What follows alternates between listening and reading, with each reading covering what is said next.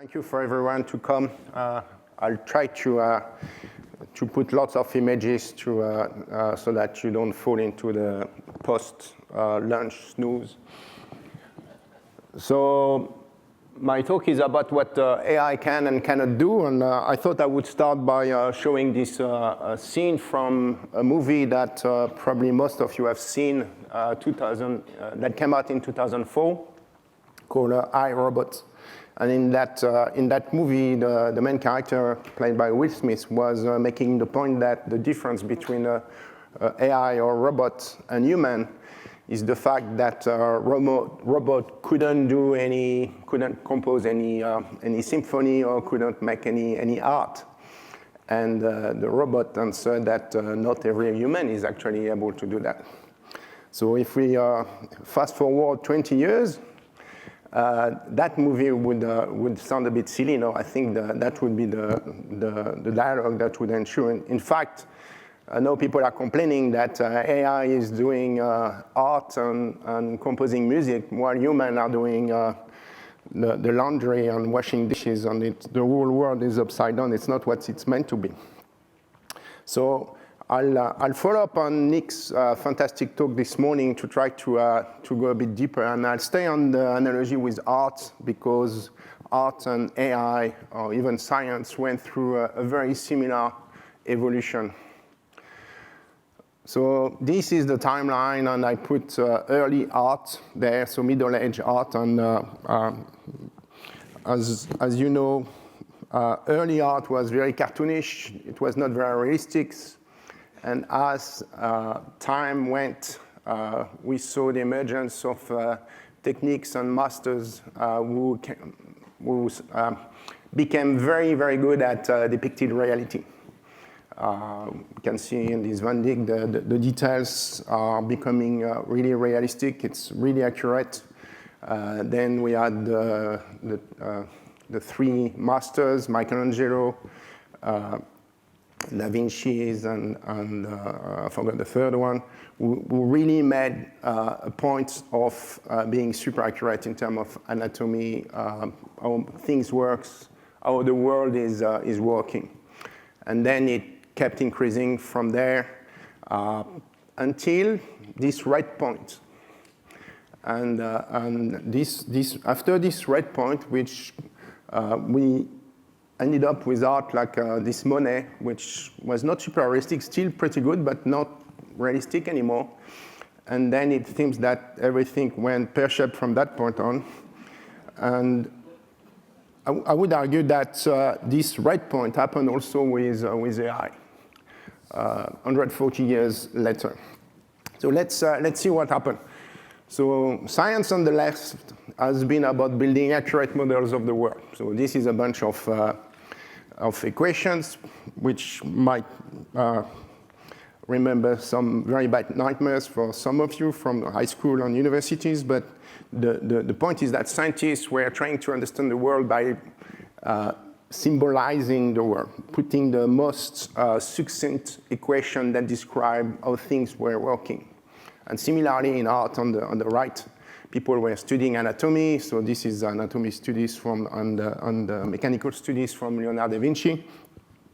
What artists try to do is spend years and years to really make sure that what they were painting or drawing were absolutely accurate. And that resulted in some very, very impressive work at the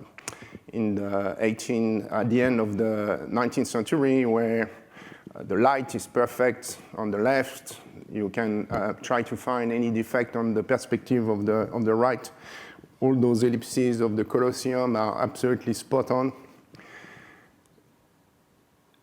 In 1872, there was a paradigm shift. This became the Impressionism movement. And what changed is that suddenly painters stopped trying to depict reality of what it should be, but rather started to paint what they were perceiving. They seemed to suddenly be free of making a line absolutely straight and depicting the model of the stuff they were painting. Actually, half of the critics, when that painting came out at the Paris Universal Exhibition in 1972, were mocking this, and Impressionist was actually a mocking term at that time. People thought this is not painting, this is rubbish. But this was really the beginning of something big. So what I'm arguing is that 140 years later, the similar paradigm shift happened with AI. And this is the year, 2012. So computer scientists have been trying to solve the problem for many decades of, if I give you an image, can you tell me what's in the image? So to try to find the best method to do that, benchmarks were set up. So this is a famous benchmark called ImageNet. It's a repository. You can go there. There are 40 million images. Each image is a tag with multiple categories out of more than 20,000 categories. So you would have an image, and it would say, this is a dog playing on the beach in summer. And this is open, and all the scientists can go there and then try to write a program that would just pick an image and try to guess what the image is about. And this is the result of that competition. So the best method over the years. So since 2010, and it goes to 2017. So the blue bar is the error. So you see in 2010, the best method was making 29% mistakes of trying to guess what the image was. And in 2012, there is a big drop. 10% drop in performance. And this is this, for the first time, was a method that didn't try to model what was in the image. Instead, it just looked at the pixels, look at the features, and just try to learn with many, many examples. And the results were far superior than what has happened before.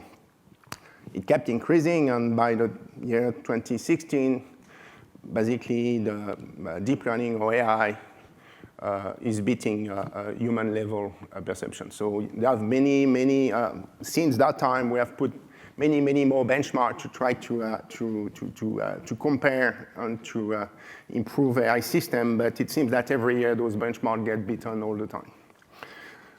So what I'll try to do now is to try to see what happened to make that happen. So the paradigm shift for AI is pretty obvious. It's the advent of computer with GPU boards. So those graphic cards that were meant for video games turned out to be really good to make lots of addition and multiplication, which is what AI is about. And we had plenty of data from internet with Labo. It seems that people love posting a photo and saying what the photo is about. So this was great for AI, and this is what triggered this 2012 revolution. For art, most of you have guessed it's photography. So until photography, art was mostly to depict events and people. And basically, with the advent of photography, the whole market for art disappeared overnight. So art became free to reinvent itself, and then it went to explore various ways to express emotion and depict the world. All right, so if science and the new AI do not use any model, so we don't use any equation anymore, how does it work? How is it possible to recognize that a cat is a cat without describing what a cat is, as in 4 legs, 2 ears, and so on? What modern AI is about creating maps. So this is a map, an old map from 1500 or so. It's not very accurate, but it's very useful. If you travel on a boat in that area, you might see that there are some reefs to avoid, that there is a passage between two land masses, and even though that map is not accurate, it's still very useful. And modern AI is actually the process of creating those maps. So this is how it works. I'll take an example of an image. So if you take an image, as you know, it's plenty of pixels. If you zoom in carefully, it's little squares. Each square is a color, so that means that you have 3 numbers: the intensity of the blue, the red, and the green. So essentially, an image is just a list of many numbers. So a typical phone has 3,000 by 4,000 pixels, 3 colors. That's 36 million numbers. And all the numbers are between 0 and 256 because the way it works. Now, if I give you a list of 36 million numbers, it's going to be very difficult for anybody to figure out whether it's an image of a dog or if it's an image at all. So what AI is actually doing is taking this list of 36 million numbers and then doing addition and multiplication to turn them into 18 millions, and then another series of addition and multiplication to turn them into 9 millions, and then another layer to turn them into 4 millions, and so on, until we end up with just 2 numbers. So I'm exaggerating a bit here, but because if you have 2 numbers, basically you have coordinates on this cartoon map that I drew. So you can take one number being left-right, and the other number to be top-down.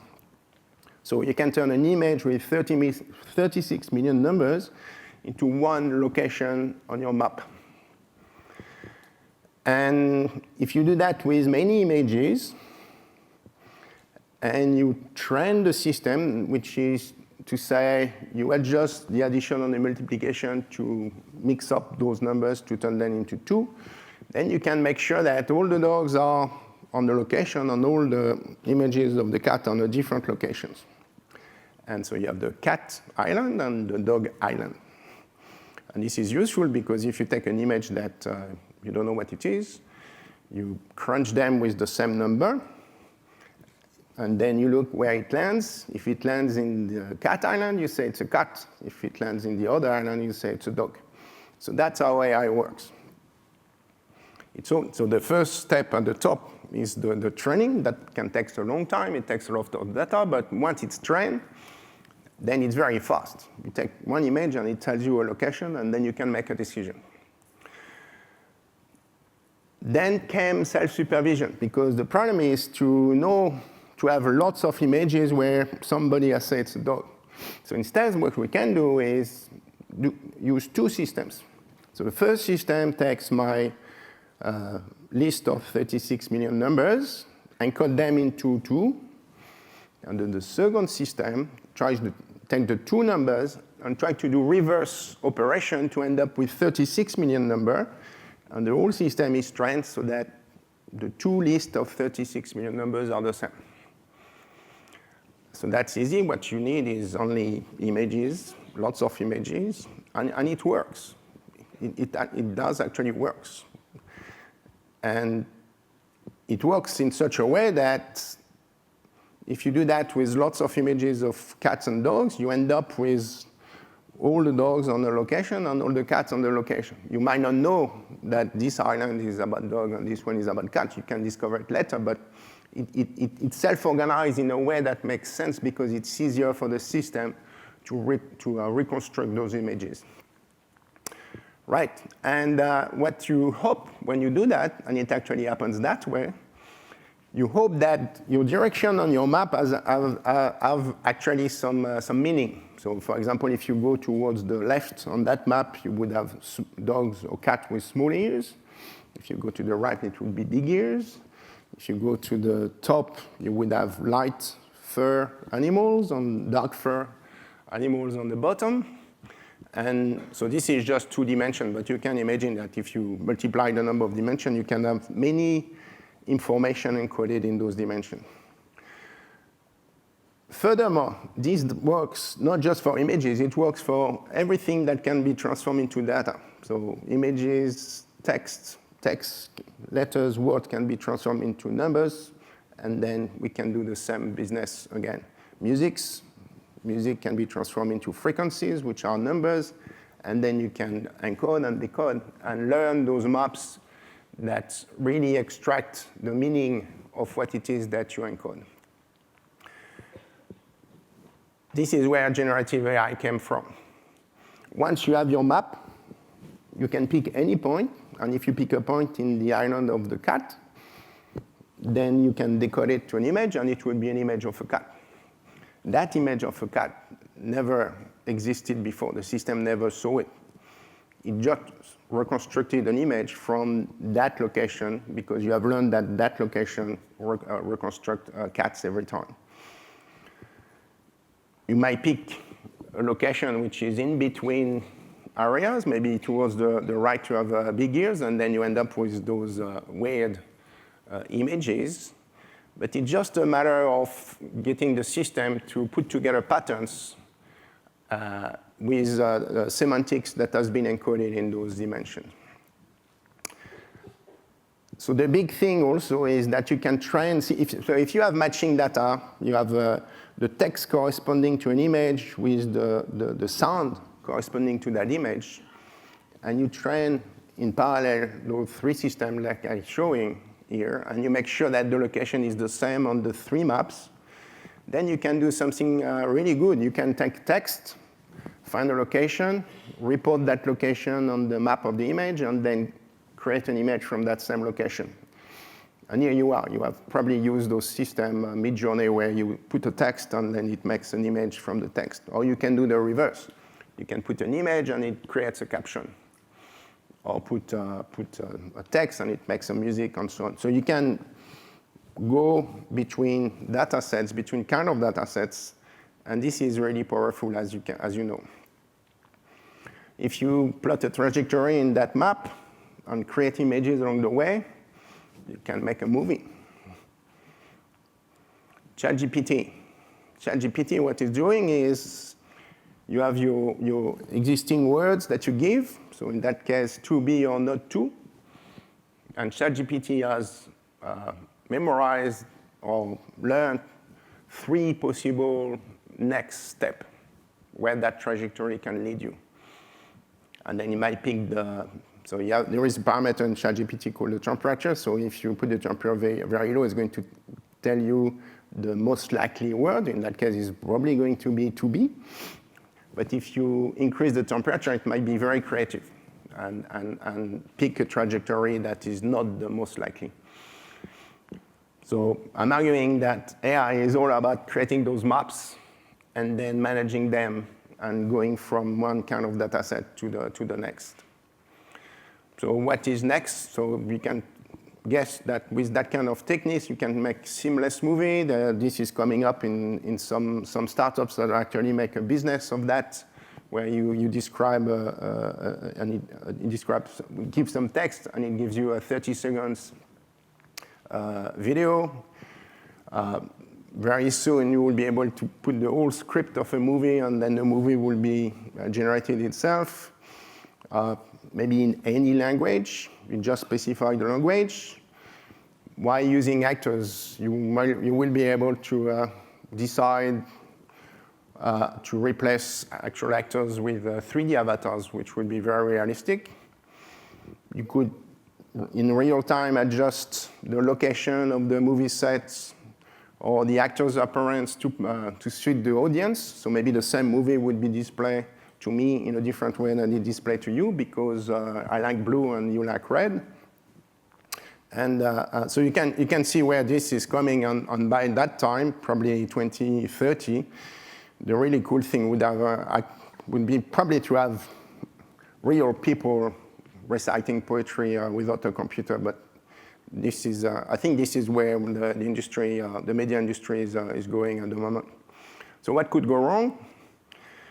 Well, once you have your map, if you have a data that doesn't belong to any of the islands that you have identified, then you can have some trouble. So you probably saw the news where this Tesla ran off the road and creating an accident because there was this white truck, something weird that was not usual.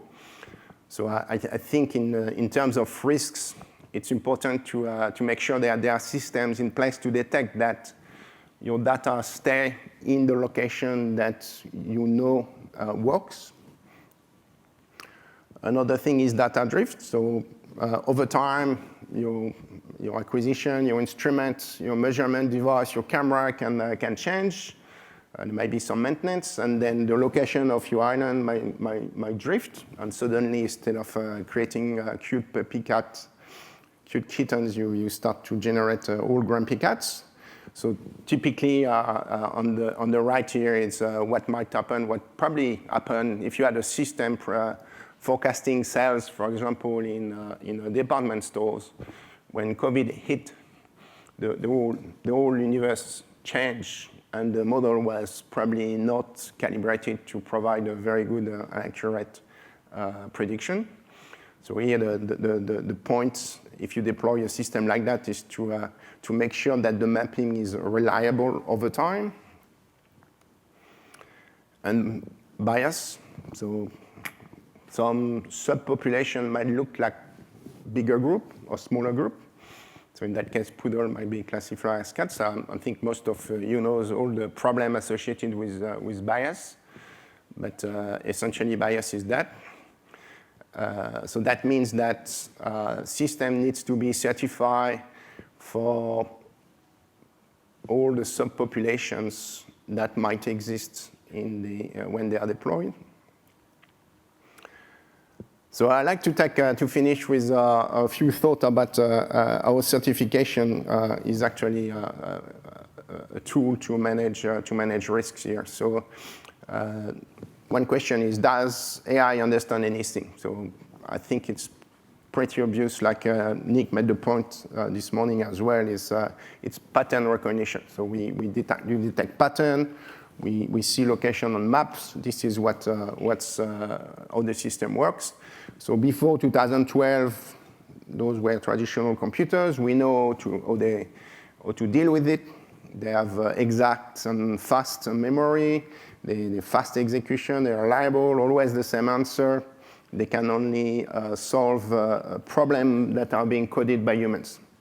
And then on the other hand, we had humans, which arguably they have unreliable and very shallow memory. They are slow execution compared to computer, not very reliable. But they can solve problems that nobody has ever seen before. So now the problem is post-2012, the modern AI forces us to think of human in the two systems. So it's usually described as system 1 and system 2. So the brain system 1 is automated unconscious action. So solve known problems require learning, and it's relatively fast on multitask. For example, when you drive your school to home, when you drive your kids to school, you don't really think about what you do when driving. You might think about who's going to be the next US president or things like that. But the car drives itself to school because you have done it 100 times, and it becomes an automatism. On the other hand, your brain system 2 would kick in if there are some work on the road and you have to think if you go back and you take the bus or you take another way. But this is slow. You have to stop. You have to think. You have to use logic. Modern AI can do brain system 1. So far, we don't know how to do brain system 2.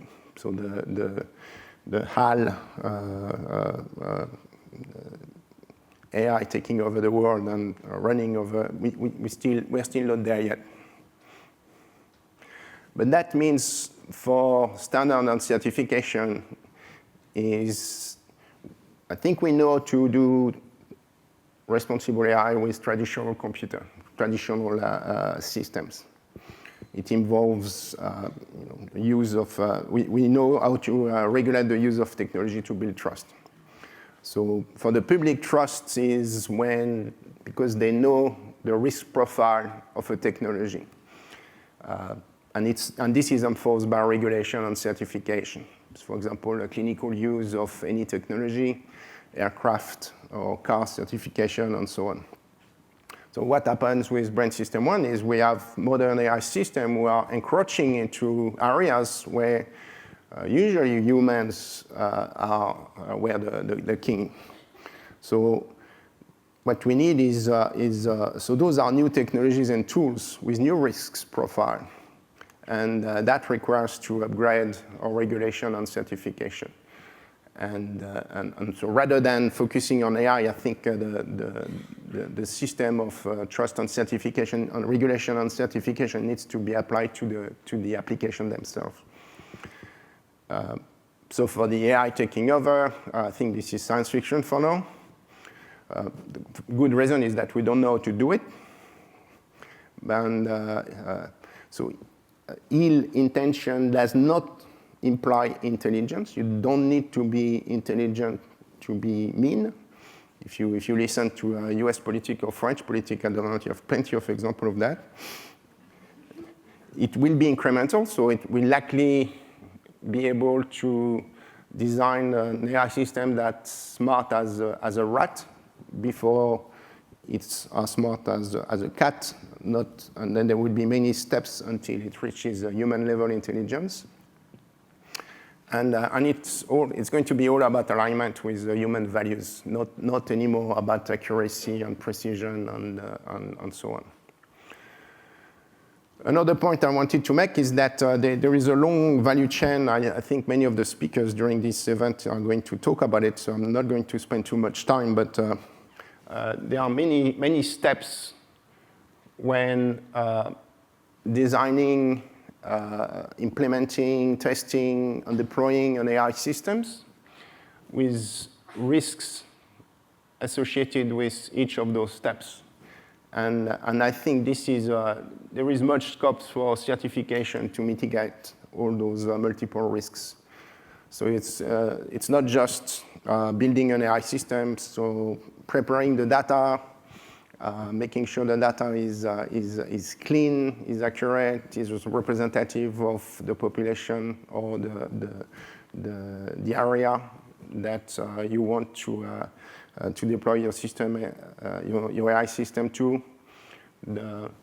Designing the model itself, the training, the performance analysis. So usually people think about responsible AI for only those two blocks.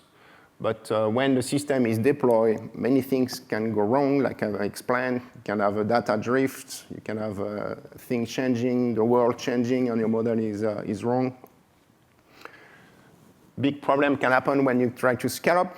So if you deploy an AI system that reads chest X-ray that has been trained in Melbourne, it might be very good for Melbourne, but when you try to scale it up to the rest of the planet, I'm not sure it's going to work with the same performance level in a population in Vietnam or South America, for example. And then there is this new thing that's the last bit here, which is very specific to AI, is that technically those AI systems can learn and change.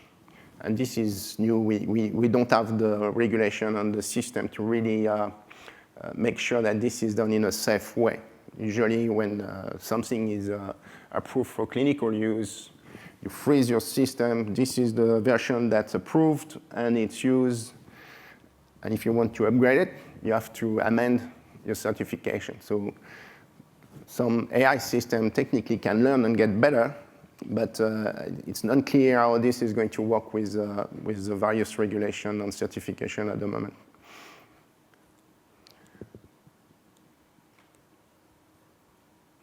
So I wanted to, so usually I finish with this, but I think during this event we'll have plenty of opportunities to get usually a point to the National AI Center because it's a very good hub for resources. They have a workshop, they have seminars. It's very good for finding materials to learn many things. Standard Australia, plenty of opportunities to hear from those during this meeting. I'd like to point out the podcast from CSIRO, done by John Whittle, the director of Data 620. It's a very good podcast to try to to learn and to understand the various ways AI can be applied. And I will leave it here. I think the future of AI is going to be mercantile. So companies are going to use AI as much as they think they can get away with, because there is lots of money to be made. And if we want the public to trust this new technology, we need to make sure that there is a risk profile that exists and that's certified by government we trust and system we trust. So I finish here. Thank you very much. And I don't know if there is time for any question. What new skills do we need to develop to keep up with AI development? Well, AI is mostly math and computer science.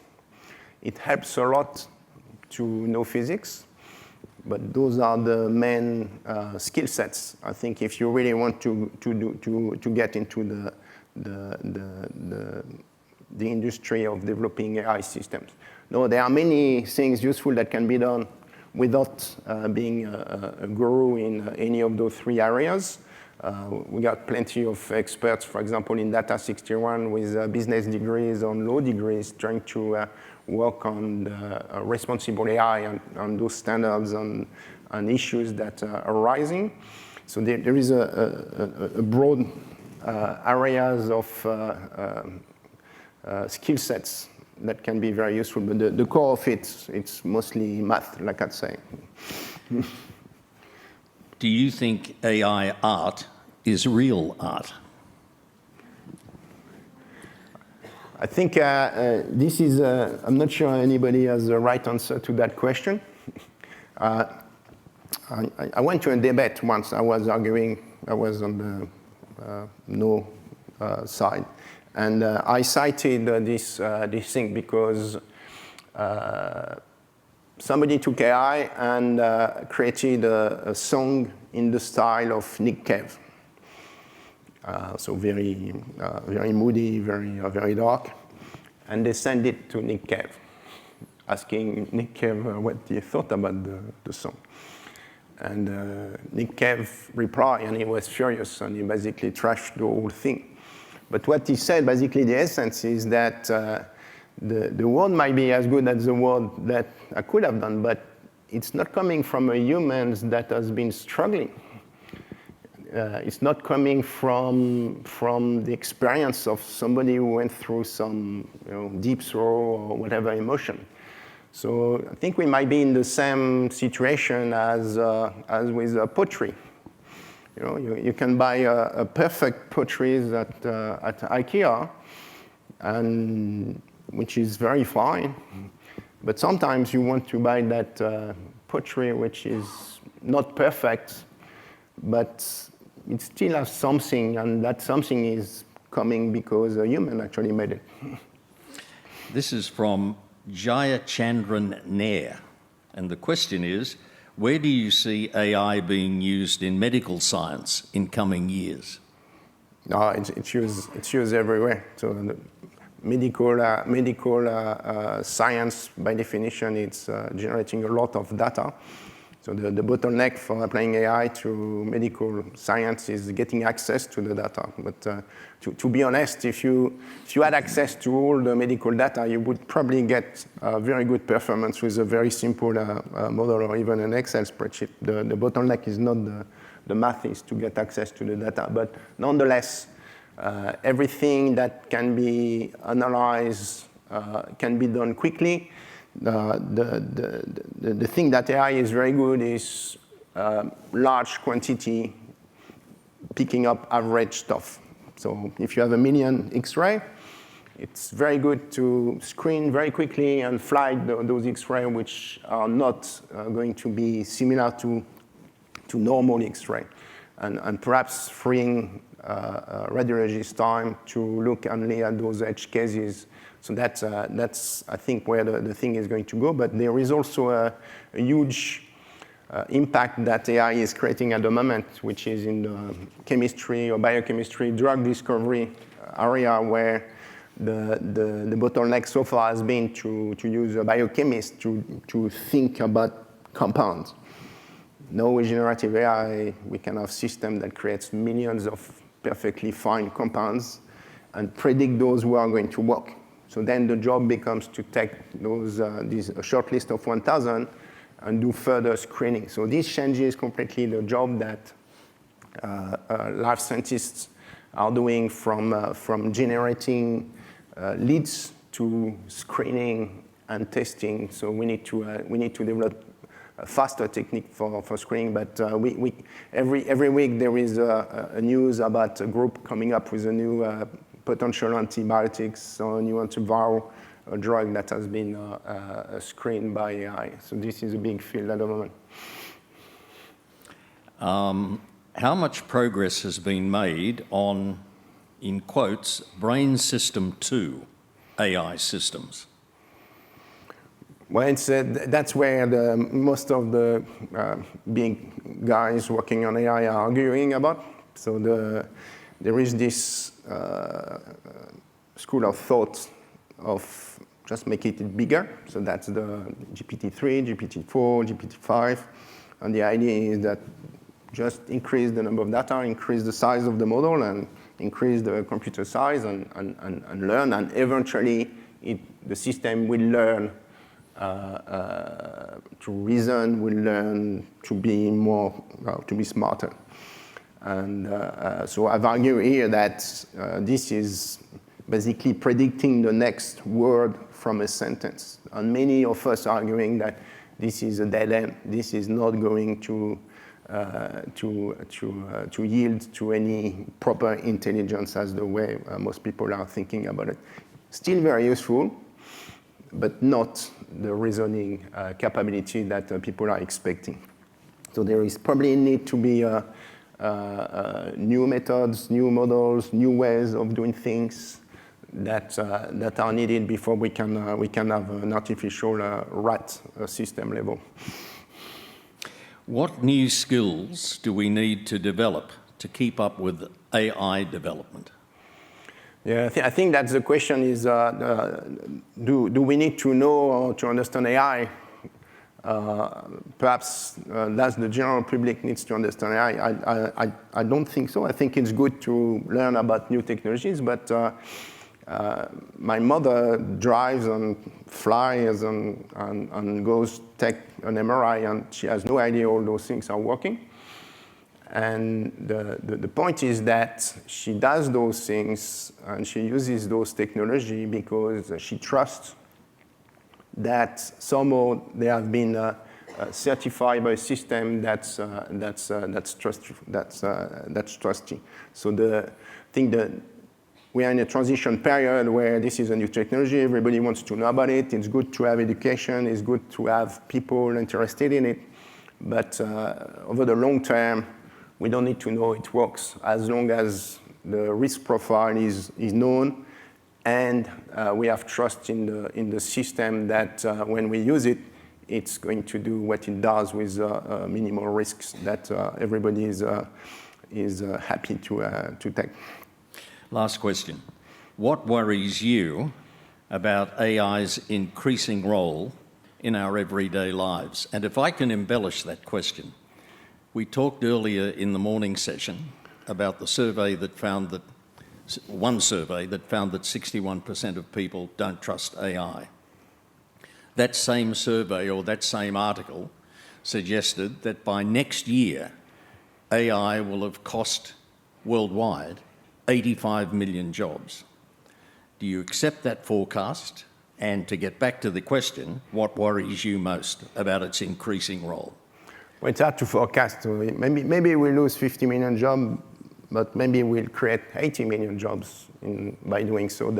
The thing that worries me is that my colleagues want to tell me 3 bullet points, and then he's going to use an AI system in Outlook to turn those 3 bullet points into a 2-page email that I'm going to get, and then I don't have time, so I'm going to have another AI system taking that 2-page email and ask the AI system to just give me the 3 bullet points of that email. And I'm not sure this is a good thing. I'm really afraid that we are going to be swamped with fluff and useless wording and images, which eventually all going to blend into the same stuff. And so I'm thinking we are going to lose a bit of efficiency. And the other thing that I think it's a bit scary is that at the moment, and it seems the trend is going to continue, we are relying very much so on a handful of companies from California. And if there is such a technology that's ubiquitous, that everybody uses, and that's completely underpinning our society, I think it's not very safe that this technology be in the hand of some private companies and for-profit organizations. So I think it would be wise to try to think about that. Okay, ladies and gentlemen, would you thank Olivier Salvado?